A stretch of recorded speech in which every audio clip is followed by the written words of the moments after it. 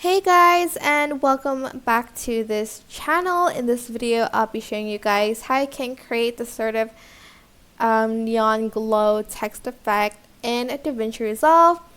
I'm just going to select the text here and drag it to my project, and I'm just going to type in whatever I'd like, whatever I want. I'm so sorry, I don't know why I can't really talk today, but I'm just going to choose this one, and then I am going to right click and select new compound clip and select create.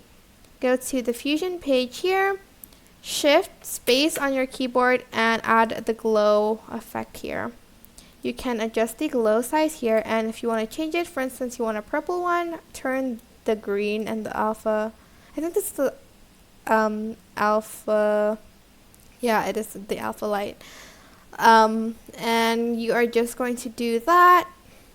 You can adjust the glow size here if you like,